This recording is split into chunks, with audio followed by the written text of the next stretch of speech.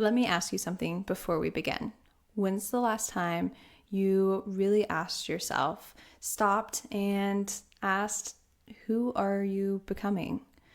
Not what you're doing every day, not the roles that you're filling, but the person you're slowly turning into. Because whether we realize it or not, every day we are becoming someone. The question is, are you doing it intentionally? And have you asked yourself the hard question lately? Are you challenging yourself to grow? And if not, why? Because if we never stop to ask the hard questions, how are we ever able to expect to become better than we are right now? Growth. This word has defined the last year of my life. And growth isn't something that we just pursue for ourselves. We grow because it matters to the people that are around us, the people we serve, the people we love, the people who depend on us. And if I'm being honest, for most of my life, growth has been pretty passive. I show up to school, I show up to practice, I show up for my family, I showed up for my husband. And don't get me wrong, I worked really hard to excel at those things, but I never really stopped to reflect who I was actually becoming. Now things look a little bit different. I've stepped into a new phase of life. I've moved, I started a new job, I graduated. I stepped into a role as a doctor. I'm navigating marriage now and starting to build a life with my husband. My identity of self has completely shifted. And that transition forced me to ask one of the hardest questions we can ever ask ourselves. Who am I? And the truth is that question is never really final, because if we are truly growing, then we should always ever be evolving. And the thing is, I had to start asking a better question. Instead of asking, who am I shifted the perspective. Who do I want to become? Because when you start defining who you want to become, you are able to begin shaping the direction of your life. And this is where something called I am statements becomes really powerful. And I'm sure that you've heard us talk about them before.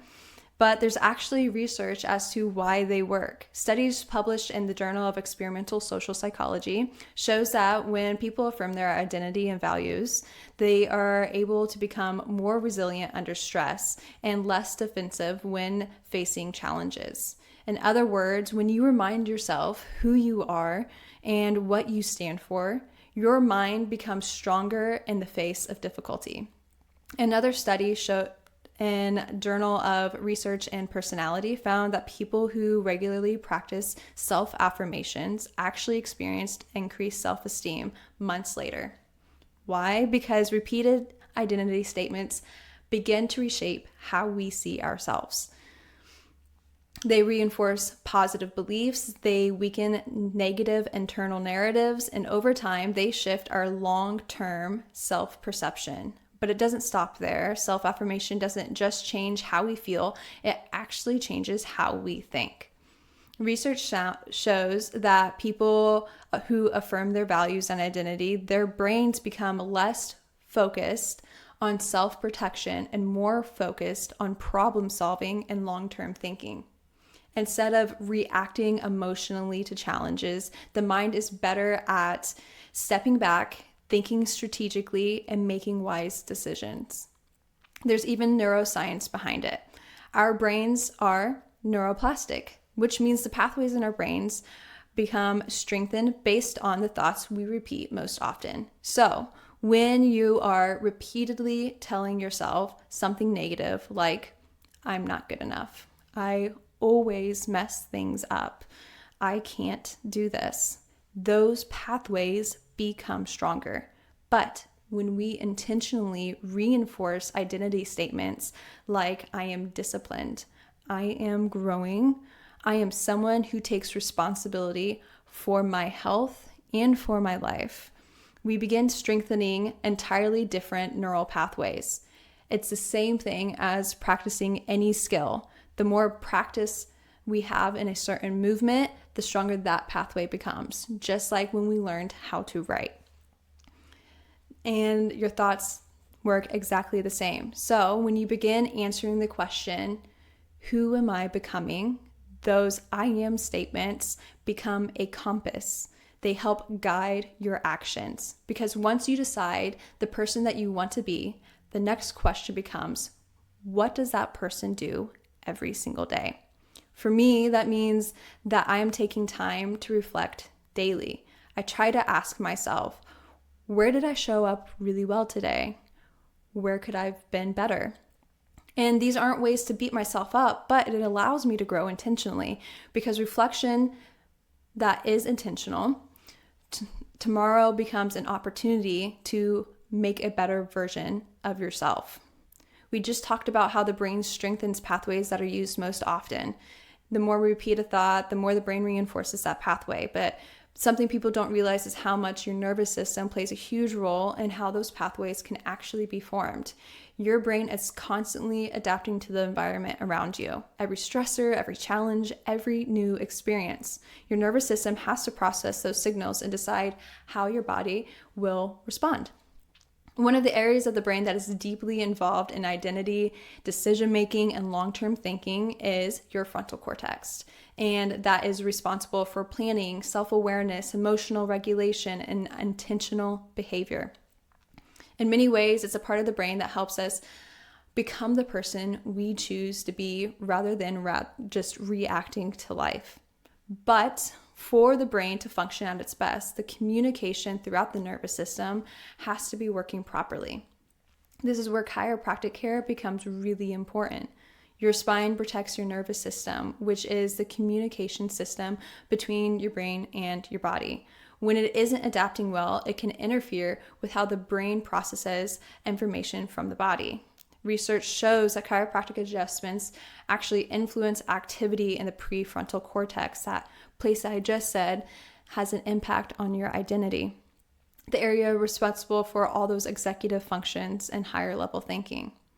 In other words, adjustments help the brain process and adapt to stress. They help improve the brain's ability to integrate information from the body and the environment.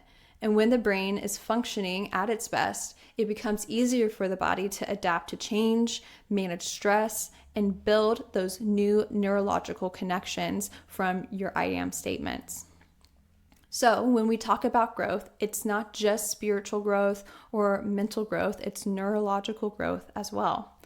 When your nervous system isn't functioning well, when it is functioning well, your brain is actually better able to form connections and reinforce the identity and behaviors you are working toward. Your body adapts better, your mind processes challenges better, and when you become more capable of handling trials than that life is throwing at you. Which means that growth isn't just about saying the right words, it's about creating an environment in your body where your brain actually adapts and builds those new pathways. But here's the part that people don't always like to hear. Growth is not comfortable. Anything meaningful in life never comes easily. It has resistance, and it requires discipline. It requires moments that we are stretched beyond what feels comfortable. But scripture reminds us in many ways that those difficult moments are where we are experiencing our greatest growth. Hebrews 12:6 says, "For the Lord disciplines the one he loves, because love that does not sharpen spoils." So the question becomes, do we love ourselves enough to be sharpened? James 1:2-3 says, "Consider it pure joy when you face trials of many kinds, because you know that testing of your faith produces perseverance." So why would we ever count trials as joy? Because warriors are not formed in blessings. They are formed through challenges. Psalms 144:1 says, "Praise be the Lord, my rock, who trains my hands for war and my fingers for battle." So if life feels hard, you are not failing. You're in training. God doesn't always give you comfort, but he'll always give you capacity. And Romans 8:18 reminds us the sufferings of this present time are not worthy of being compared to the glory that will be revealed. In other words, suffering now, glory later. Don't run from the fire. That's exactly where we're forged. And if I'm being honest, I think that most of us feel like we're battling ourselves a lot of the time. And that's okay, because we may be stretched, broken, refined, but we'll never be rejected. The real competition in life isn't with other people. It's with the person who you were yesterday. We are meant to be continually growing, continually refining, continually becoming the better person for those lives that we touch. But here's the danger. Life has a point in which it pulls us into autopilot. We get busy, we get comfortable, and slowly we drift. This summer, while the team attended a global leadership conference, Christine Kane said something that has stuck with me ever since. And she said, all you have to do to drift in life is do nothing. Just do nothing. No reflection, no intentional growth, no challenges, which is why identifying your identity or defining it matters so much, because growth requires intentional identity. Identity shapes behavior, and the challenges refine us into the people we were meant or created to become.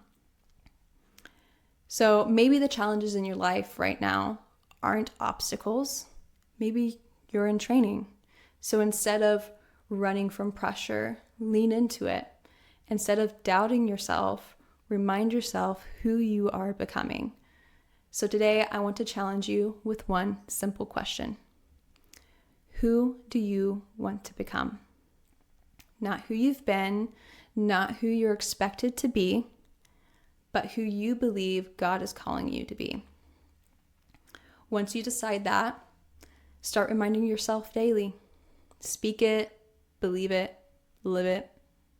Because growth doesn't happen by accident. It happens when identity becomes intentional. Thank you guys for joining me this week. We'll see you next time.